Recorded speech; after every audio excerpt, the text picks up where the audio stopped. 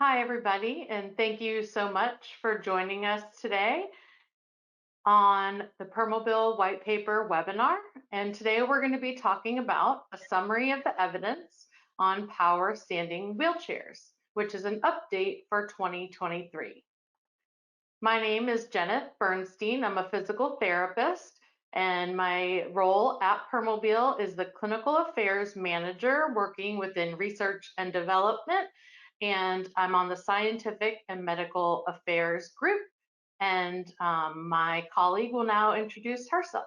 Thanks, Janet. My name is Carla Noyam. I have a PhD in rehabilitation medicine, and I work together with Janet in the same group of scientific and medical affairs as a senior researcher. Great. We're both happy to have you all here. And Carla will go ahead and we'll see you in just a little bit. I'll get us started here. Our agenda for today is to start off with what's new in this paper for 2023. We'll talk about all the components that went into creating this paper. Then we have some exciting motion capture data to share with you. And then Carla will start to talk about the existing evidence based on a systematic review as well as the results of a survey. And then our clinical team will wrap it up with some clinical takeaways. We want to be sure to recognize additional team members that assisted us. We had global representation from our clinical education teams, as well as Anne-Marie from Scientific and Medical Affairs, and Paula, who is one of our biomechanical engineers, and our marketing team members. So let's first talk about what is a white paper. So a white paper traditionally is focused on a single topic, and it's intended to be concise and solve a problem. For example, in the medical field, this might be on one single new medication.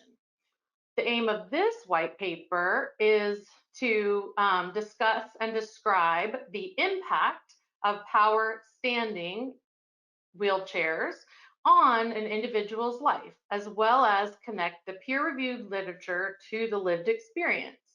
And of course, we need to remind you and just put a disclaimer that this is not intended to be a substitute for the advice of an appropriately qualified or licensed physician, clinician, or any healthcare provider. So here are a few things that you will see new for 2023. The amount of available literature on power standing wheelchairs has increased since we wrote our previous paper. So we decided to really focus on power standing wheelchairs for as much as we could for every topic that you'll hear about in this paper. So we have also included more information about what both the research says and what our survey results were for how long and how often a person should use their standing wheelchair, or how long or how often they should stand in general. And then we're going to talk about some of the exciting results that we received from the survey that was completed by individuals who use a power wheelchair in their everyday lives. You'll hear from our clinical education team about some of the aspects of the in-depth interviews. And I mentioned that motion capture information, and that information is what we call preclinical evidence. And I'll explain why, but that's the purpose of that motion capture lab data, is so that we could understand how the body moves within the wheelchair when standing. So, as you can see, because this is a Permobil white paper, we've added a little bit extra to just a single, solution, but we hope that it helps to really provide you with a great resource. So now I'll let you know what stayed the same from our previous white paper. The one thing is that determining the best type of equipment for an individual should definitely be a team approach. That has stayed the same. Also, that there are no specific contraindications to the use of power standing wheelchairs. There are, however, some precautions related to joint contractures. So if someone you're working with has limited range of motion, you'll want to read that section in detail. And then the fact that while there is existing evidence for supported standing devices, that information does still apply to power standing, but we just chose to specify the device whenever we were able to. And then finally, similarly to the previous paper, we did take a global approach to writing this paper. So that is why you will not see information specific to funding in your region, but you'll hear from our clinical education team on how you can apply this to some of your funding procedures and reimbursement procedures in your area. So how did we get to all this information included in the white paper? So the first thing that was completed was a systematic review using PubMed and Medline without any time restriction. We use what's called the PICO framework, which looks at the population, the intervention, the control, and the outcomes. And this literature included was current as of March 2023 when we began writing the paper. We used, at first, we used kind of a larger topic for the intervention, which was to look at any type of supportive standing, and we got quite a lot of information, 519 studies. So then we took the approach that to make this a little different, we used the 10 studies that were specific to power standing. And then we had a really interesting survey that was completed.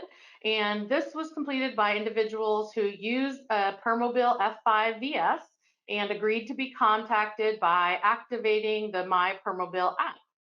We had a total of 137 individuals who both used a power standing wheelchair and completed at least 40% of the survey. We used quantitative and qualitative data points. And then those that were under 18, we did have them fill out the survey, but we screened out any potential sensitive topics.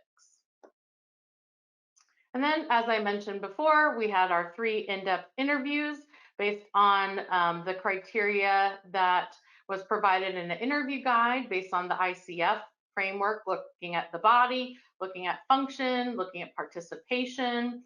And then we tried to tie that back with some of the keywords that were listed in the evidence. So I said we would start talking about the motion capture lab data. And this was really quite interesting way to understand how someone moves, or what we call displacement, when they move from sit to stand and then back to sit. This motion capture data allows us to track movement and record it in a 3D manner by using reflective markers that are placed both on the wheelchair and on the body at specific bony prominences. And then that data is captured by a series of cameras. You can see there with the pink circles around them, and analyzed through specialized software. I have to say that the subject that we used in this data is non-disabled, and that's why we call it preclinical data.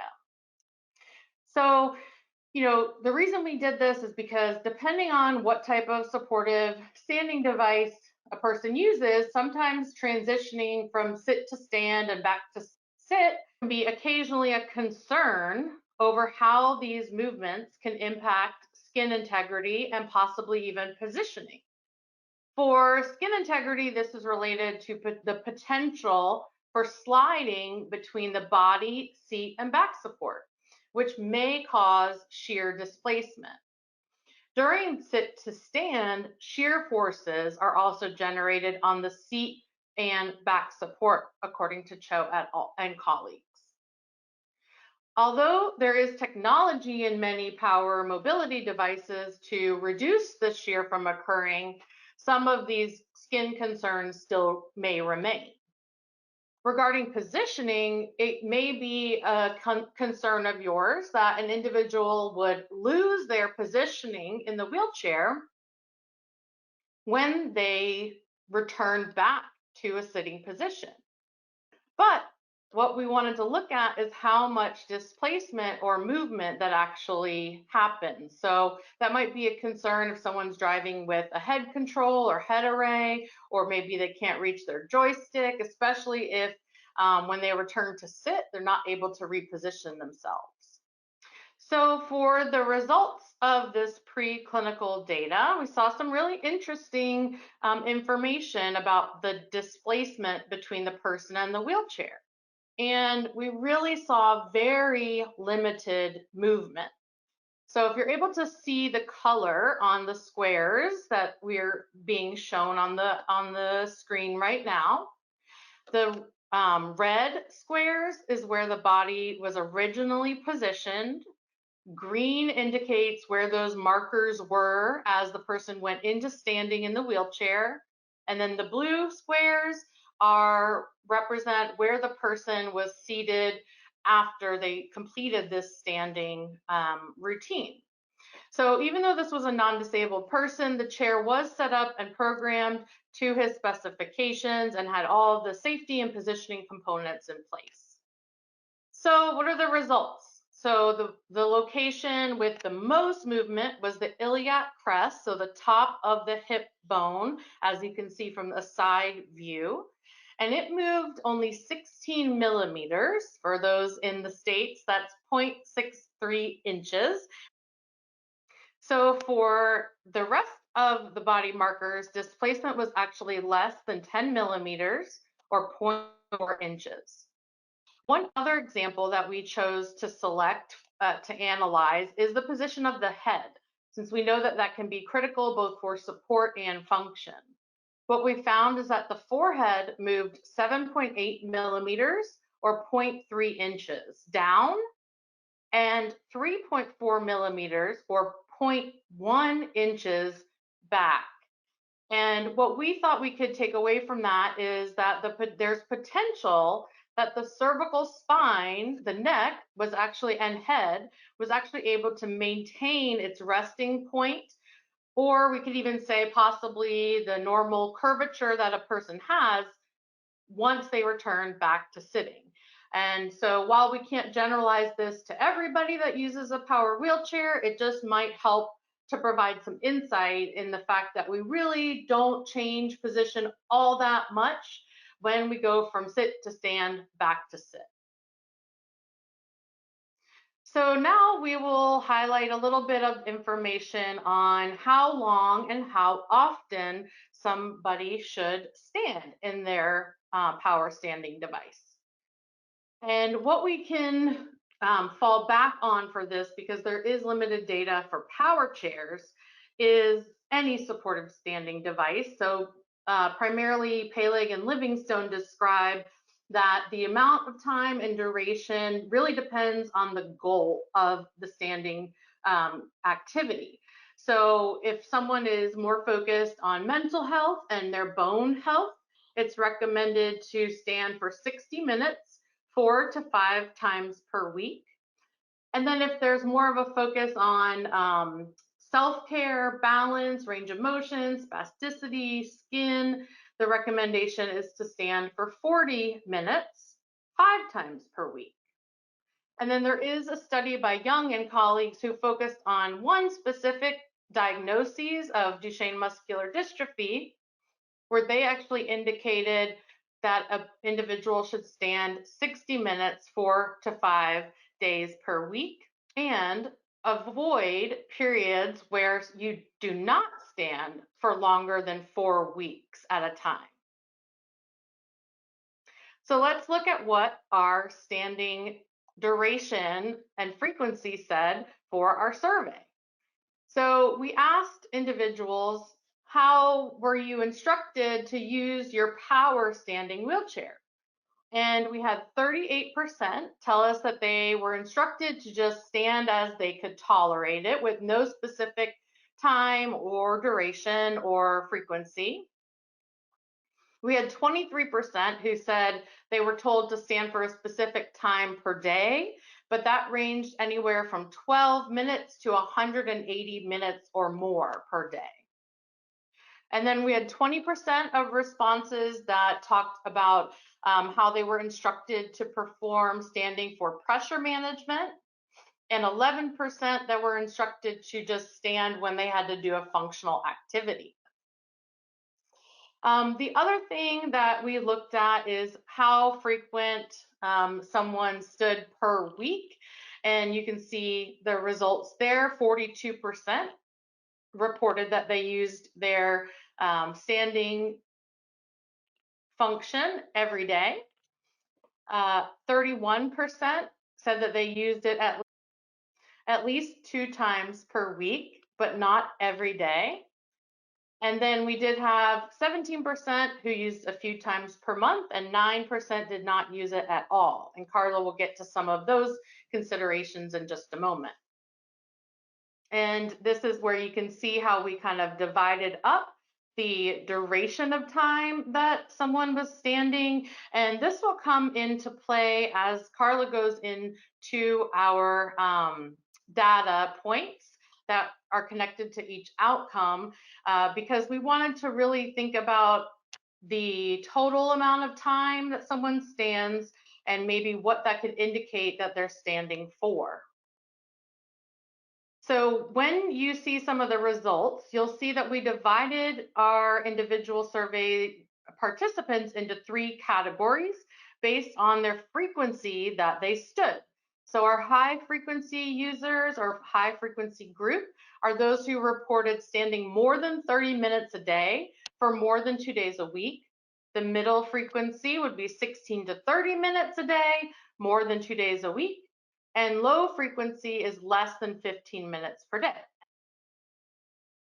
And one last thing to consider before Carla joins us again is that there is information emerging about the differences between standing in a power mobility device really related to independence compared to a non-powered standing device.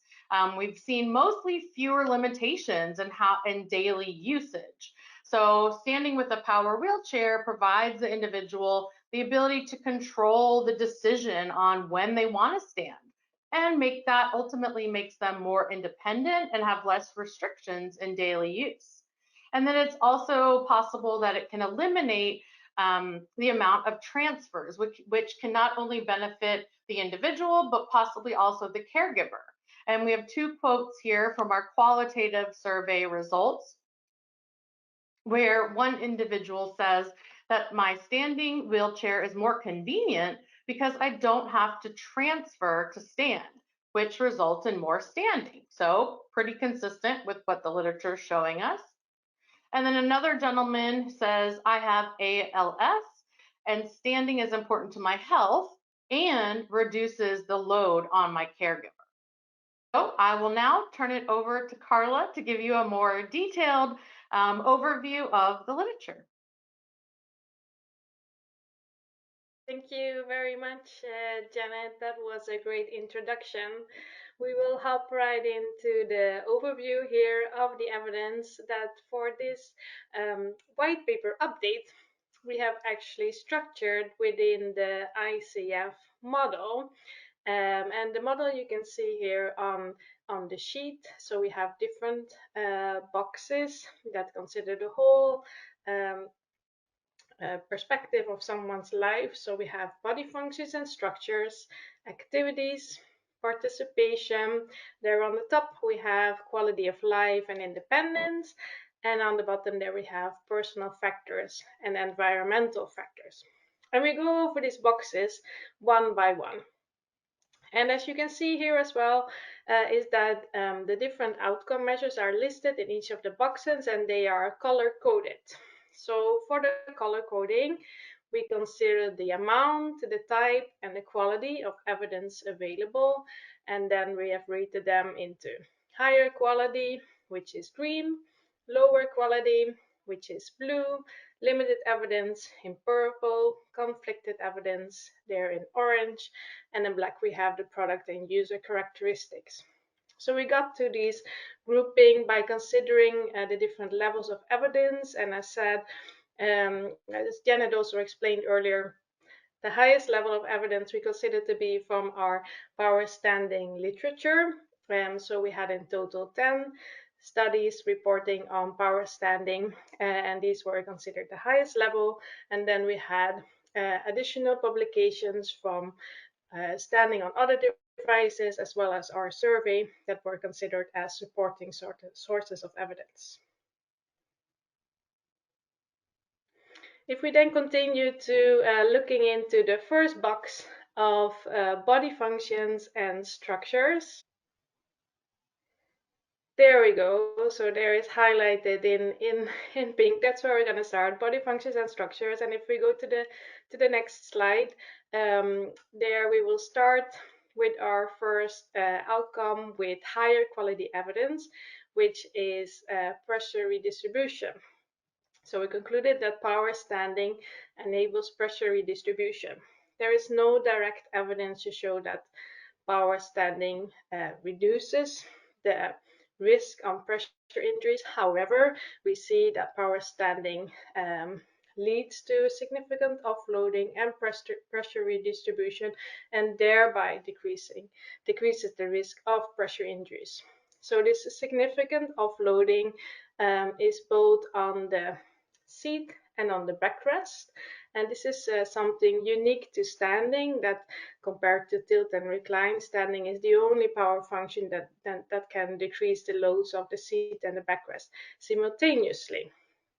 And Janet already mentioned also already in her introduction there with the motion capture analysis, that shear forces are to be considered as well, and in particularly, of course, when we talk about pressure injuries.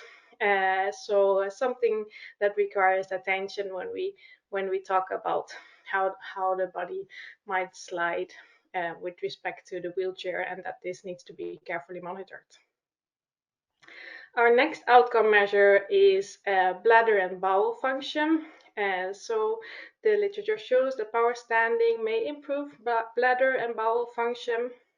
One study in those with cerebral palsy, multiple sclerosis, and spinal cord injury showed that those reporting on constipation had improvements on an outcome measure called the constipation quality of life scale.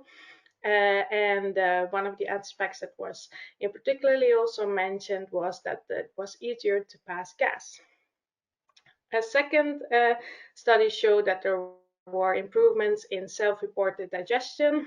This was done by parents of those with Duchenne muscular dystrophy. And the third study reported from chart review, so looking into medical documentation of those that had were provided a power standing wheelchair, and showed that after the provision there were less urinary tract infections. So that was also really interesting results. Our third outcome there with higher quality evidence is an increase in range of motion and muscle length.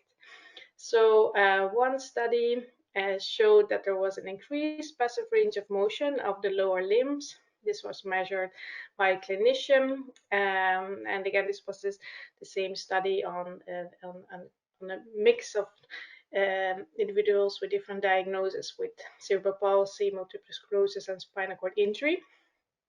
Study in those with Duchenne muscular dystrophy showed that there was an increased hip and knee flexor muscle length. And the third study, also on individuals with Duchenne muscular dystrophy, used video analysis to show if there was an increase in range of motion, and they showed no differences. And here, one also has to consider for some of these outcomes, right? You cannot maybe always expect an improvement, as with progressive diseases and studies running over longer periods of time, maintenance could also be a really good outcome. Then we will move on to the outcomes with lower quality of evidence. And the first one there is that there were indications that power standing promotes bone health. So it was shown that weight bearing with a power wheelchair is around 75% of the body weight, and this is comparable to what has been seen also in those with other standing devices, such as a standing frame.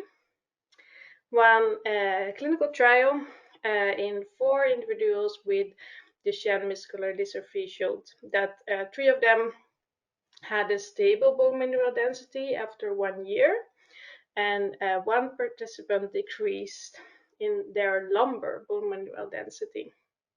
So overall, it was a small group, but we see 3 of them are stable, and one of them had the maybe unexpected result there of a decrease in the lumbar bone mineral density. And the last studies here to mention, as there was actually not so much on power standing wheelchairs specifically from the clinical trials, but here we can use the systematic reviews on other standing devices also as a support, pointing also towards the direction that standing can indeed promote bone health. The second outcome measure here is spasticity. So there were also indications that power standing may decrease spasticity in the lower extremities. Unfortunately, there were no studies on power standing at all.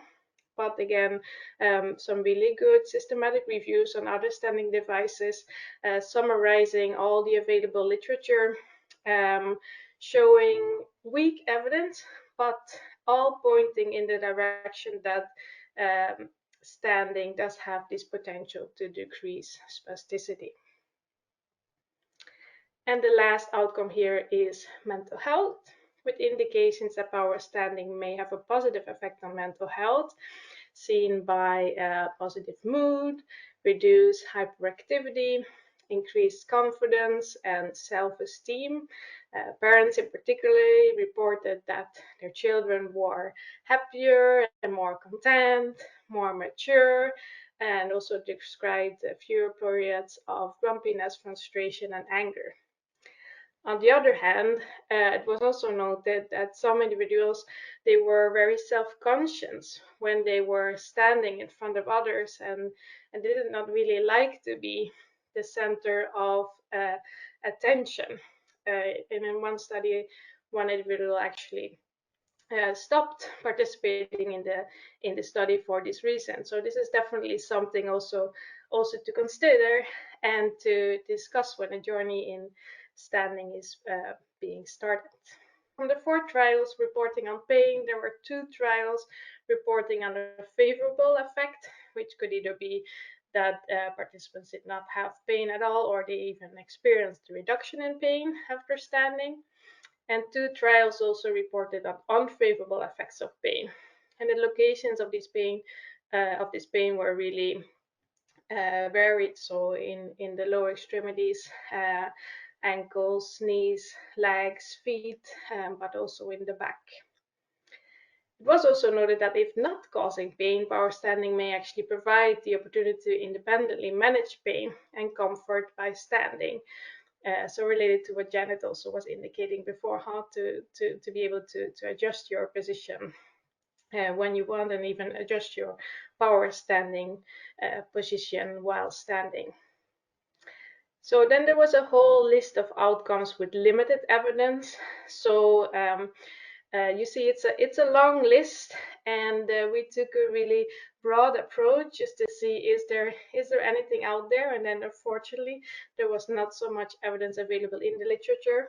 We also have asked for the impact of these outcomes in our survey. So we have some results from that you are very welcome to read in our white paper, but we will be too much to go all over that today. But just to say that there is even more potential than the outcomes that we have already covered today. So the first survey result I would like to present is on pain. So we see that 54% reported on a relief in pain after standing, and 11% actually mentioned that standing caused pain. And the rest of the participants said that it had no impact on pain. If we then asked those participants that reported on relieved pain, so that was about half of the participants, what kind of pain that was, two-thirds of them reported that it was orthopedic pain, so related to the bones and the muscle and the joints, and one-third on neurological pain, so more of this burning and tingling pain. The second thing that we done there then is looked at, is there a dose response relationship with regards to the impact of power standing on pain. So do we see that those that stand more frequently have more pain, or the other way around? And those results are presented here in the lower graph. And Janet has presented these groups before. So we have three groups: those that stand most frequent, the high frequency group, we have a middle frequency group, and a low frequency group. And there we see that of the high frequency group, there are only a very limited amount of people that have actually experienced pain. Then in the middle frequency group, this percentage is slightly higher. So in the low frequency group, we see that it was 27% that had an unfavorable impact on pain. So they said that standing actually leads to pain. So, so then the question is, of course, what is the chicken and what is the egg? So do people who stand more frequently, do they do that because they do not have any pain? Or is it possible with more frequent standing that you are able to relieve your pain? We cannot really tell that from these results, but it would be really something interesting to dig into further. Another survey result I would like to present to you is fatigue. And fatigue was actually an outcome that was listed, as we have seen very little reporting on in the literature. So here our survey adds some of these results, and we see that about half of those with fatigue report that power standing has a favorable impact on fatigue. And again, here we looked whether people in these different frequency groups, so the high, the middle versus the low frequency group, had different experienced different impacts on their pain. And what we see is that those who stand most frequent and least frequent have participants with an unfavorable impact on fatigue, right? In the upper graph there you see around 11% that report on an unfavorable impact in red. And in the low frequency group, it's around 15%. They're in red, reporting on unfavorable effect of standing on pain. But there's no unfavorable effect mentioned by anyone in the middle frequency group.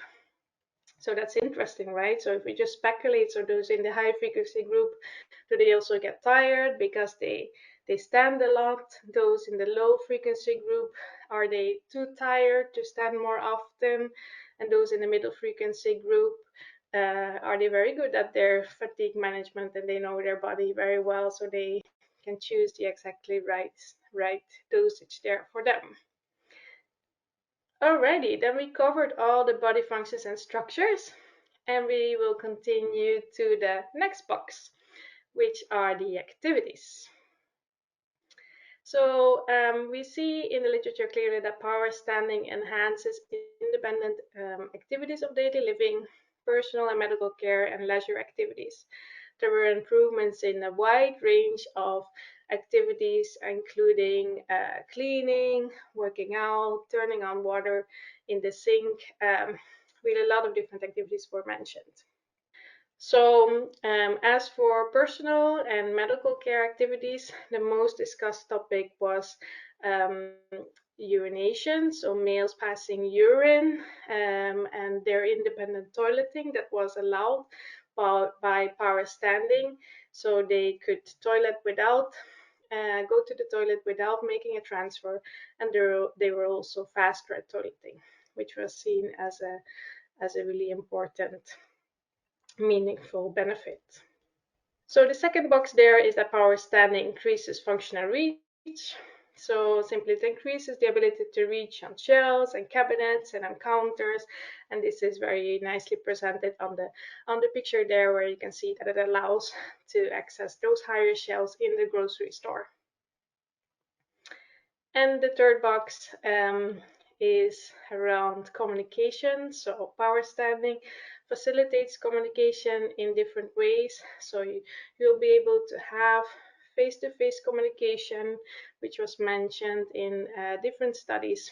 Better hearing by being on the same level, see more clearly, have a better overview, and cope also better with crowded situations.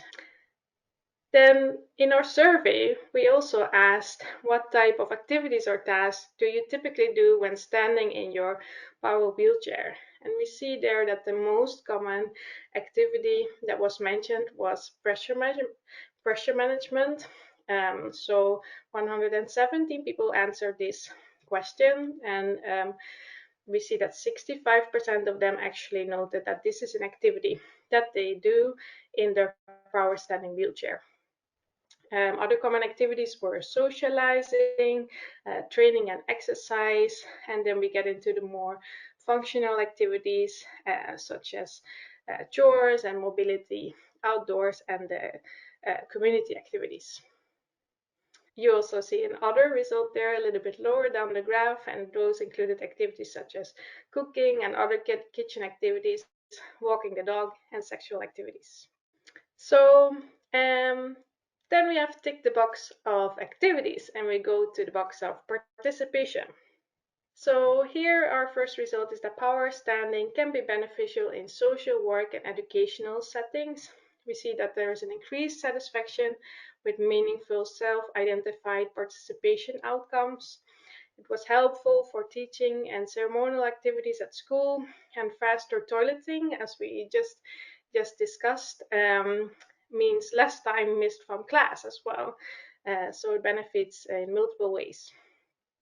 Then we've seen that it's beneficial at work for social participation and participation in physical activities.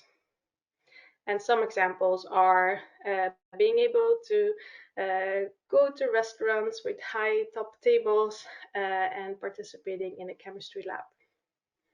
So in our survey, we also asked if power standing allowed to participate in new opportunities. And here we see that more than half note that power standing allowed for new opportunities. So in particular, this was further surveyed for work and for schools. So for work, it was noted that there was an increased opportunity for employment, more specifically the roles that you can take on or the places you can apply to, as well as increasing the work hours that you want to work. And examples here were, for example, being able to be a teacher because you have access to the smart board. And at school, it was an increased ability to participate in class discussion and in more school-based activities. Then we have covered participation, and we will continue with quality of life and independence. First of all, independence. So the research clearly shows that power standing may have a positive impact on independence.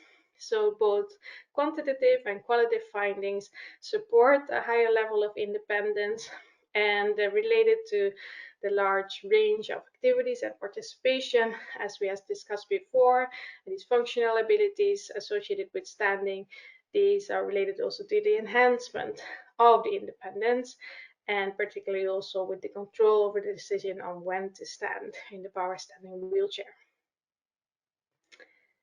The next outcome then is quality of life. So unfortunately, there was very limited evidence for the impact of power standing on quality of life. There was in fact only one study that looked on power standing and quality of life, and this study found very varied results both within and between the persons participating. However, we also asked about quality of life in our survey, and we particularly asked here to compare their quality of life with standing function compared to without power function.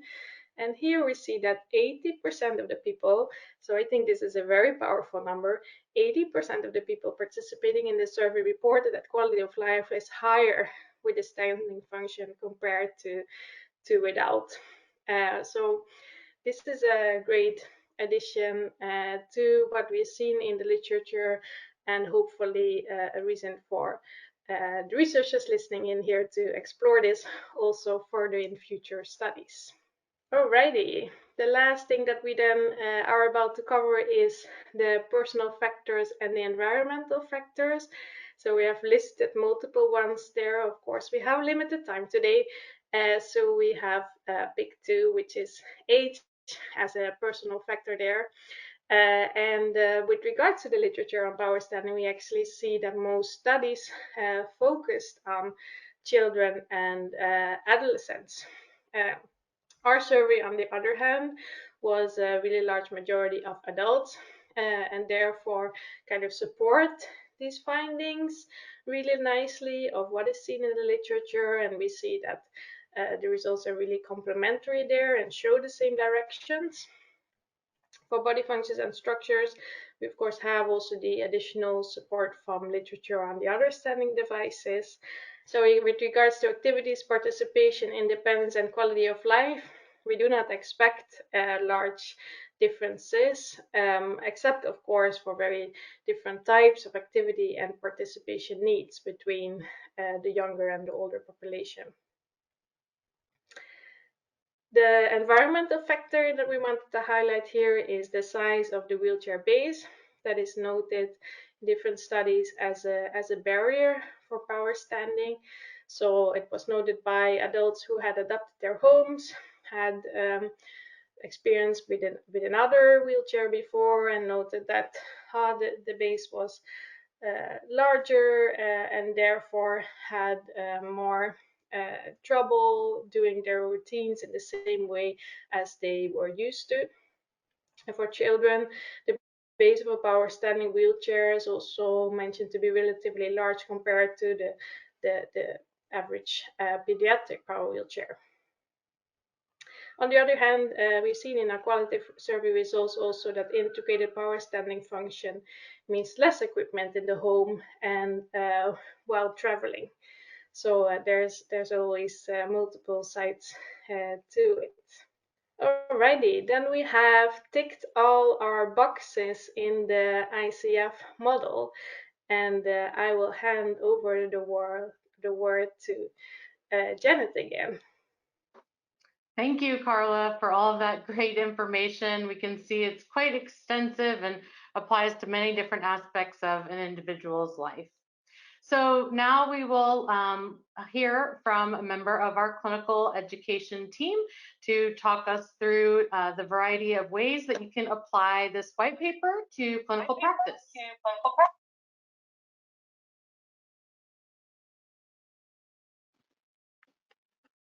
Thank you, Janet. Yes, you can move over to the next slide, please.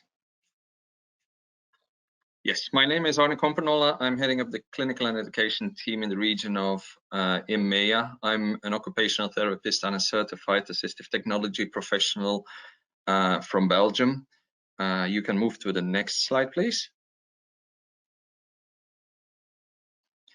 So when applying the evidence-based approach in your practice, you need to consider basically the integrating three different components.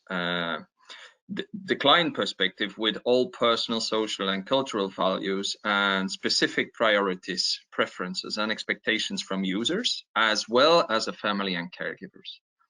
Secondly, research evidence and clinical practice guidelines. Oh, that's maybe a little bit too fast. Could you move back one more slide? Yes, thanks. So research evidence and clinical practice guidelines can provide information from scientific literature, publications produced by researchers, subject matter experts or groups and clinicians to provide new insights in general practice or specific interventions.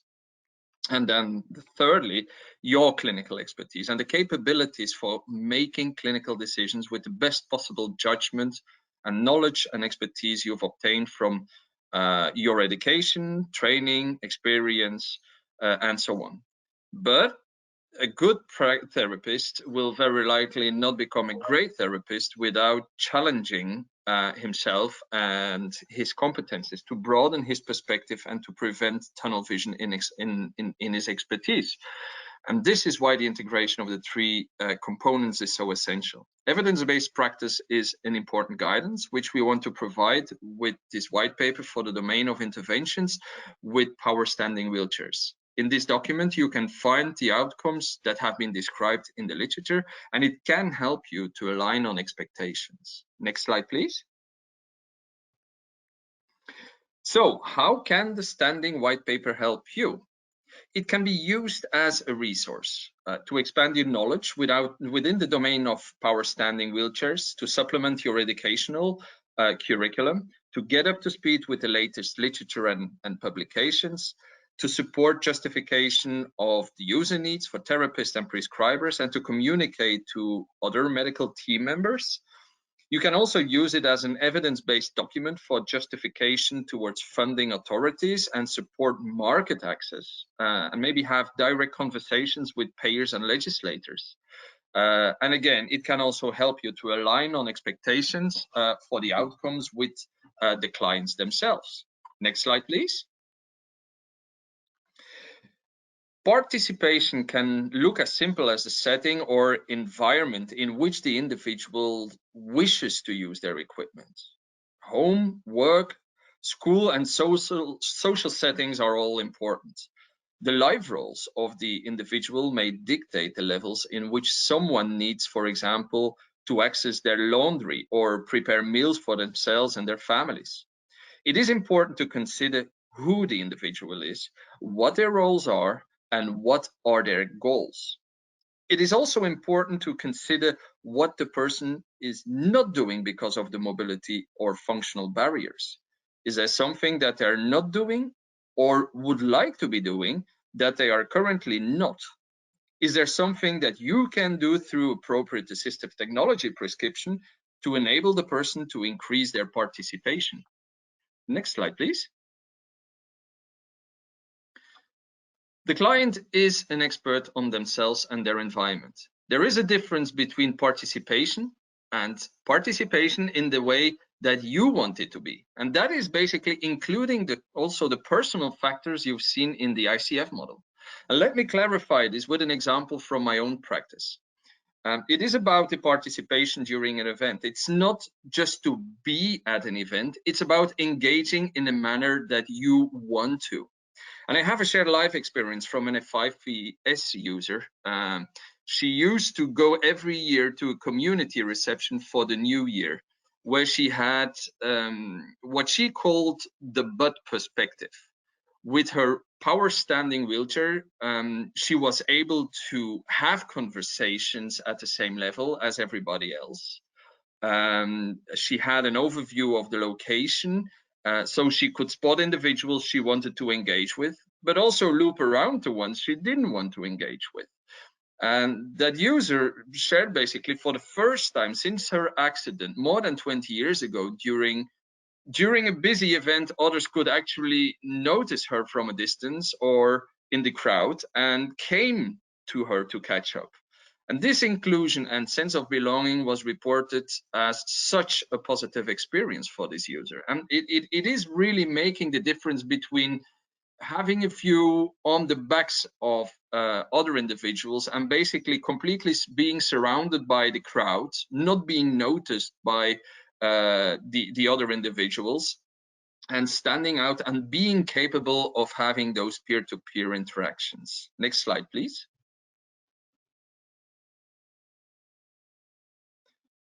So the key take home from the surveys and interviews had a common theme. The ultimate benefit of power standing is that it provides individuals with autonomy of choice and control. It provides the choice and the ability to participate in whatever the person chooses to do or not do. The theme supports best practice, and in that the client is an expert on themselves and their environment. Power standing can enable the individual to engage in a manner that they want to. Standing can enable a person to navigate their environment and participate in the manner that they want to.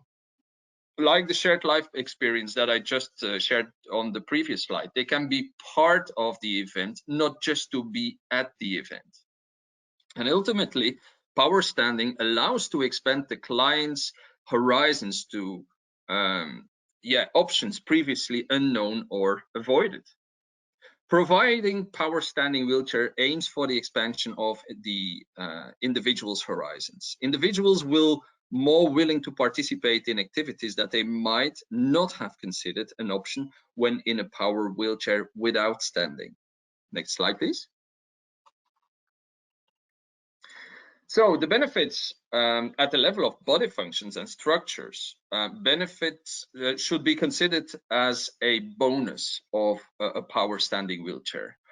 What we do know is that people are prescribed to stand for different amounts of time for different amount of outcomes. Results from the Permobil standing survey provide additional insights into clinician recommendations that individuals received for the duration of power standing and how frequently individuals were standing in their power standing wheelchair. What the survey and interviews have shown is that standing has a positive impact on function, and how much someone is going to stand is going to be determined by function and participation. Again, it comes back to the autonomy and control. Give the person a choice to stand and achieve their goals. You can move to the next slide. So are the clinicians' objectives aligning with these from the wheelchair user? And what is the primary objective for the wheelchair user? In my experience, wheelchair users want to enable function. They're mostly actually not concerned about secondary complications like pressure injuries. They're only concerned about secondary complications, mostly once they have one, unfortunately. So in this, let's say, vision to promote their own function, and which is very, it makes sense because that function enables for them the independent execution of activities of the daily living. It enables also the participation in meaningful activities, and it enables a satisfying level of achieving quality of life. So what is the role of the technician? First of all, we support identifying the right equipment, and we provide instructions for correct usage. We also have to create the awareness for potential secondary complications and strategies for prevention. If you don't know that you're at risk, you'll never take action actually to prevent the secondary complications. And when appropriate, include standing or look or try to find basically meaningful activities to include standing, and do this as early as possible in the rehabilitation process to achieve the most functional benefits. So where are your best chances for success? It's basically in the way how you approach dosage. Is it about standing as a daily therapy intervention to achieve outcomes on body functions and structures, or is it about standing or achieving the right dosage through meaningful activities? Now, considering the patient's increased ability to participate, the medical outcomes for the body functions and structures will become a bonus. And next slide, please. So it does not really matter how long we have been practicing for. If you work from an evidence-based background, you are constantly learning from research, your clients, and your practice. And this white paper is not any different. There were a couple of interesting themes which for us will change our practice going forward, which hopefully will have a positive impact on each future client. Firstly, the recurring theme from each interview was that the power standing wheelchair had a positive impact on self-reported bladder and bowel function. Interviews reported better digestion, reduced bloating, and improved bowel movements. For teenage boys in particular, being able to stand to urinate had not only a positive impact on their body functions and structures, but on their self-esteem, but also on their self-esteem and mental well-being, as they are able to stand like their friends to urinate independently. Secondly, and most importantly, the theme of autonomy of control was a strong theme reported in both the survey and interviews. Next slide, please. So in short, to move over to the summary, how the white paper can impact your clinical practice. Based on the comprehensive nature of this white paper and all the resources presented, Clinicians can utilize this paper to support their clinical decision-making process when matching individuals with the benefits and considerations of power-standing wheelchairs. In addition, the connection between self-reported experiences and the clinical evidence can provide confidence in setting goals and expectations throughout the evaluation process. So there is a dose response, but also any movement matters. There are the parallels that we see basically between the evidence, the clinical experience, and the self-reported outcomes. There's the increased evidence on power standing specifically, especially related to independence. And what staggers me the most was, while there is limited published evidence so far for quality of life, the survey results showed that 80% reported their quality of life higher than without power standing. If there are future studies on how to quantify and associate with health economics, this can make a large impact for the future. And obviously similar topics are reported, but there are so many more benefits to investigate that currently are still being missed. It only becomes evidence-based once it has been systematically been observed and documented on.